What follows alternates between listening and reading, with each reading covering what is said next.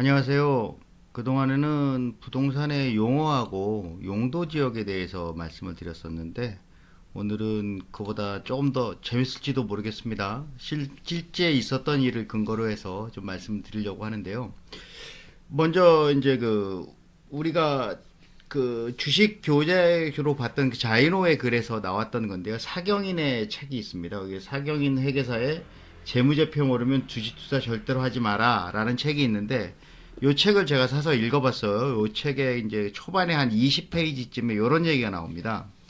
묻지마 투자는 제발 그만하자라고 하면서, 이 사람은 이제 주식 얘기를 하고 싶었는데 실제로 우리 주변에는 묻지마 투자라는 사람이 제법 있다라는 예를 들면서 부동산 투자를 예를 들었어요. 보면 토크쇼에서 연예인이 부동산에 투자했던 에피소드를 얘기를 했는데, 경치 좋은 곳에 지인의 말을 들어서 펜션을 지어두면 크게 대박날 땅을 샀다는 거예요. 서해안에 하나 있어서 펜션, 입지도 좋고 펜션 부자 훌륭하다. 너니까 내가 특별히 얘기해 줄게 라고 한다는 겁니다. 그래서 투자를 했어요.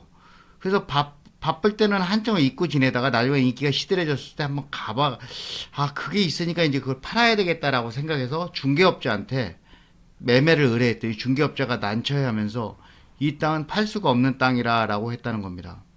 그래서 그러면서 이제 중개인이 땅을 살 때 직접 보고 샀는지를 이제 물어봤다는 거예요. 그래서 이해가 안 돼서 이제 가봤는데, 딱 갔더니 기가 막히게 좋은 땅이랍니다. 그 땅이.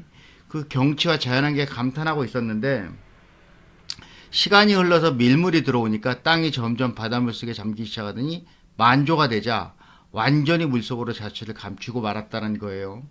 사실 요게 좀 과장된 얘기도 있는 것처럼 보입니다. 왜냐면 뭐 그 물에 잠기는 토지 공유수면 뭐 이런 게 있는데, 그런 점에 비춰서 볼 때 이게 꼭 완벽히 현실에 부합된다라고 얘기는 할 수는 없지만, 아무튼 과장됐다고 치더라도 지금 사경인이가 하고 싶었던 얘기는 그만큼 사실 부동산이나 주식에 투자하면 적지 않은 돈을 투자하는데 남의 말만 믿고 투자하는 사람들이 제법 있다라는 얘기를 하는 거예요. 실제로 주식은 그렇죠. 뭐 테마주나 뭐 귀에 솔깃해서 한 주, 두 주를 살 수 있으니까 그렇겠죠. 근데 부동산도 이렇게 큰 금액을 투자하면서 남의 말만 믿고 아무것도 모르는 상태에서 투자하는 경우가 왕왕 있습니다. 오늘 제가 말씀드리려고 하는 거는 그런 것들에 대한 신뢰를 말씀드리면서, 그런 거를 피하기 위해서는 어떻게 해야 되는지, 그런 거를 전부를 말할 수 없으니까 일부만 제가 말씀을 드리려고 합니다. 오늘 했던 거는, 첫 번째는 임야가 도로가 있으면 맹지가 아닌가 하는 부분, 또 하나는 분할된 필지가 도로에 접해 있는가.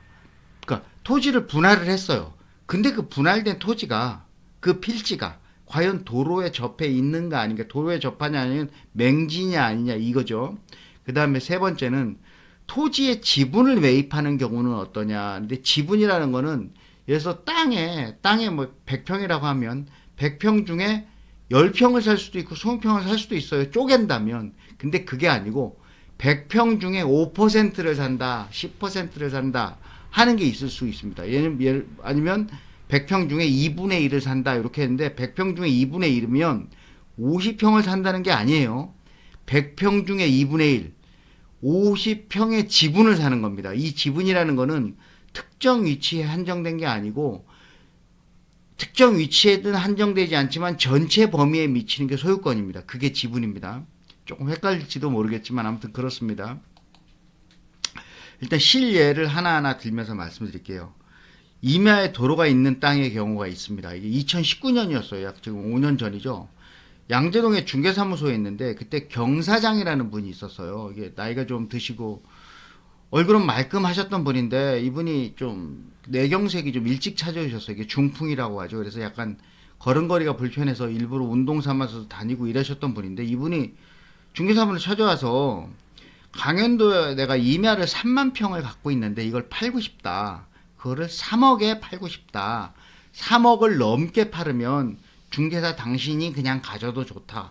이런 얘기를 하더라고요. 그래서 저도 이게 솔깃하죠. 그래서 만약에 예를 들어서 제가 3억 5천에 팔면, 물론 법은 위반입니다만 뭐 그걸 피해갈 수 있는 방법이 있겠죠. 그래서 이 사람이 내가 3억 5천 팔면 집 땅 주인한테 3억 주고 내가 5천만 원 받으면 어우 내가 5천만 원 수익 얼마 좋아 라고 생각할 수도 있습니다.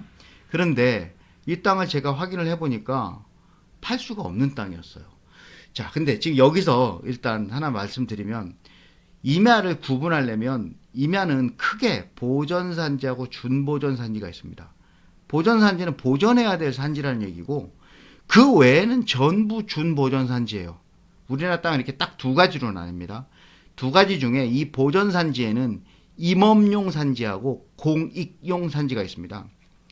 그냥 이게 여기 써 있는 거 보면 뭐 임업용 산지는 산림 자원의 조성과 임업 경영 기반의 구축 등 임업 생산 기능의 증진을 위하여 필요한 산지 이렇게 되어 있습니다.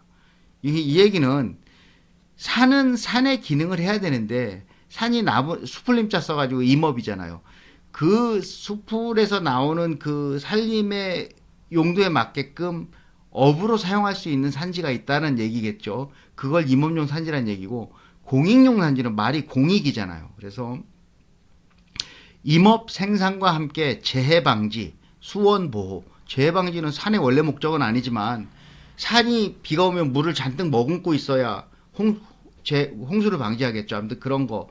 수원 말 그대로 물의 원천을 보호한다는 얘기겠죠. 그다음에 자연 생태계 보전, 자연 경관 보전, 국민 보건 휴양 증진 등의 공익 기능을 위해서 필요한 산지, 관악산, 백두산, 남산 이렇게 생각하시면 됩니다. 그런 데를 공익용 산지라고 보는 거고요. 그거 외에 이 보전산지 외에는 준보전산지인데 좀 보전할 가치가 조금 떨어진다는 얘기는 이걸 개발할 수도 있는 산이구나 이렇게 이해하시면 편합니다. 요거를 제가 좀 더 쉽게 한번 이렇게 긁어봤어요. 이면은 보전산지와 준보전산지는 아닌데 보전산지는 공익용 산지, 임업용 산지는 아닌다. 단 우리가 투자할 때는 준보전산지에 집중해서 보고 공익용 산지는 절대 넘보지 말자. 물론 공익용 산지가 가끔 풀릴 경우도 있습니다. 그럼 대박 나겠죠. 하지만 그거는 로또 맞는 거와 비슷합니다. 그거 신경을 일단 이건 불가능하다라고 그냥 잊어버리시는 게 좋고요. 임업용 산지는 때때로 이게 유용한 경우가 있는데 참고로 한 7, 8년 전이었던 것 같은데 그 캠핑에 있어서 임업용 산지가 그 전에 안 됐었는데 앞으로 임업용 산지 해도 좋습니다라고 공식적으로 허가를 해준 적이 있어요. 왜냐하면 임업인들의 수입을 보장해주기 위해서 임업용 산지를 그런 거를 허가해 준 적도 있습니다. 아무튼 그런 거 참고하시고요. 자, 임야에 만약에 도로가 있다면 이게 지금 관악산입니다.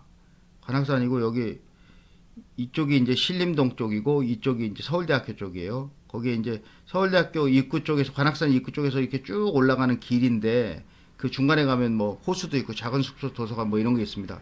요게 조그만 선이 보이는데 이게 다 도로입니다. 인도예요. 여기 돌산 있고요. 그리고 요 길은 5분 0.3km 요 길 있잖아요. 요 길이 이렇게 연결됩니다. 이 길은 차도 지나갑니다. 트럭도 지나가요.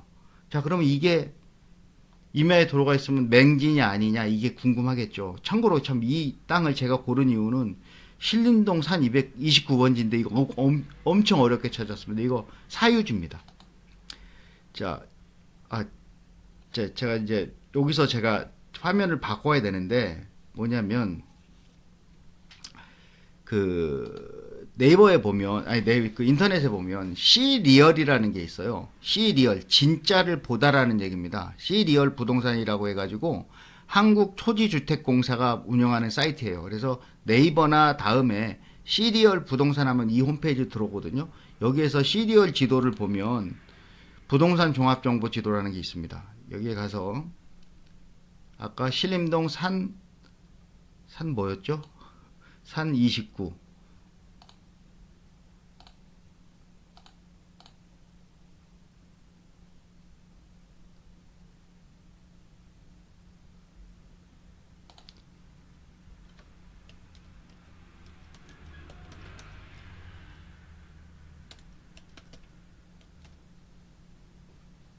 신림동 산 29.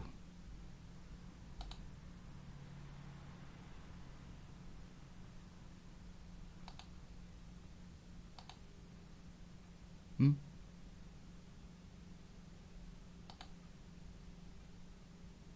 여기 있습니다. 신림동 산 29인데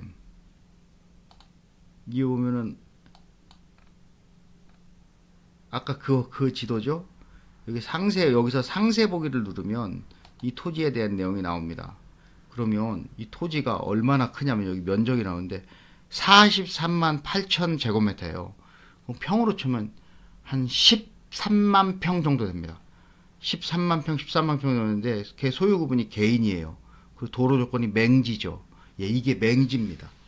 중요한 거는 여기에서 토지 이용 계획을 눌러보면 내용이 좀 나오는데 좀 더 도시 지역이고요. 자연 녹지 지역입니다. 이게 우리가 설명드렸던 건데 이게 도시 지역이니까 사람들이 사는 근처인 건 맞고요. 자연 녹지 지역입니다. 그런데 중요한 거는 개발 제한 구역이에요. 그러니까 개발 제한 구역을 많이 들어서 아시죠? 개발이 제한된 데입니다. 이게 개발할 수가 없어요. 그리고 여기 보면 공익용 산지로 돼 있고요. 보전산지, 준보전산지 이게 일부씩 포함이 돼 있다 이런 얘기입니다. 아무튼 대부분이 공익용 산지입니다. 그래서 이 땅은 돈이 물론 아무리 싸게 나오면 뭐 100만 원 정도 나오면 살 수도 있겠죠. 나중에 어떻게 될지 모르니까. 근데 이게 뭐 수천만 원, 수억 정도 되면 아무리 뭐 12, 3만 평이 되더라도 이 땅은 살 땅은 아닙니다. 아무튼 그걸 참조하시라고 제가 이걸 보여드리는 거고요. 아무튼 임야에 도로가 있다고 하더라도 그거를 그대로 믿고 거기에 투자해서는 안 됩니다. 실제로 아까 얘기했던 경사장님이 가져온 토지가 강원도에 있는 3만 평의 토지고 실제로 거기가 그 관광지랑 민접해 있었어요. 그래서 진짜 많은 사람들이 거기에 산길을 통해서 사람 등산하고 내려오고 그럽니다. 하지만 그럼 뭐합니까? 거기는 개발할 수가 있는 땅이 아니에요. 그리고 보전산지입니다. 보전산지이기 때문에 산 본연의 목적 외에는 다른 거 할 수가 없어요. 뭐 조금만 가서 농막이라도 준다? 그것도 안 됩니다. 아무튼 참조하시고요. 자, 임야를 구매할 때는 도로가 있어도 맹지일 수 있으니까 지적도를 꼭 참조하셔야 됩니다. 지적도가 있는지 없는지. 그 다음에 좀 전에 그 시리얼이라는 홈페이지 있죠. 거기에 도로에 접해 있느냐 아니냐가 거기에 표시가 됩니다. 그런데 그것도 가끔 틀릴 때가 있어요. 그러니까 지적도를 참조하시는 게 좋고요. 임도라는 게 있습니다. 수풀림자에서 임도인데요. 이건 뭐냐면 예를 들어서 산인데 산에서 나무를 채취해요. 그러면 그 나무를 끌고 내려올 수가 없잖아요. 그걸 위해서 숲 사이에 차가 다닐 수 있는 도로를 설치하는 경우가 있습니다. 근데 그 임도도 제가 한번 언급한 점인데 도로상의 도로나 건축법상의 도로가 아닙니다. 그래서 그 도로를 기준으로 해서 건축 허가가 날 수가 없어요. 그래서 임도도 도로가 아닙니다. 참조하시고요. 보존용 산지인지 아닌지 이거 꼭 확인해야 되고요. 개발 제한 구역은 너무 이건 확고한 거라 이건 잘 아실 겁니다. 근데 개발 제한 구역도 가끔씩 풀립니다. 물론 그거를 기대하고 투자하기에는 너무 위험하겠지만 개발 제한 구역이 최근에 투자하기도 해요. 아무튼 개발 제한 구역 여부를 떠나서 보존용 산지인 경우에는 가급적 투자를 삼가해야 됩니다. 그 다음에 기타 산지 전용 허가라는 게 있어요. 이 산지 전용 허가라는 거는 산지를 다른 목적으로 전용하는 것을 허가받는다는 얘기인데 실제로 이게 가능합니다. 근데 가능한 조건이 있습니다. 경사도가 지자체별로 어디는 15도인데가 있고 어디가 20도인데가 있어요. 15도 이하인 데만 허가가 납니다. 그리고 나무 상태라고 제가 좀 고민하다가 썼는데 이건 뭐냐면 인목 축척이 얼마가 되느냐. 예를 들면 그 땅에 그 나무가 얼마나 뒤덮고 있느냐 이게 인목 축척이라고 하고요. 그 다음에 그 있는 나무 중에 50년생 이상의 화렵수가 얼마나 되느냐 그리고 우량한 인목이 얼마나 되느냐 이런 거를 다 따져가지고 산지전 허가 내주는 게 있는데 그런 것도 따져봐야 됩니다. 그리고 가장 중요한 거는 내가 이 임야를 투자하는데 왜 투자하는데 이게 중요해요. 아까 그 경사장이라는 분은 50대 후반에 제법 그 좋은 회사에서 정년퇴직을 하셨나 봐요. 정년퇴직을 하셨는데 그 정년퇴직할 때 생긴 목돈을 가지고 누군가가 자꾸 부동산 투자하고 꼬드긴 거예요. 그래서 그 산에다가 제가 알기에는 2억 이상을 그냥 투자했습니다. 그런데 아마 그분 앞으로 돌아가실 때까지도 그 땅 못 팔 거고요. 그냥 자손들한테 상속될 것이고 최소한 수십 년간은 그 산에 대해서 세금만 내지 아무런 수익도 얻지 못할 겁니다. 그래서 임야를 구매할 때는 이런 것들을 특히 감안해서 투자를 해야 되고요.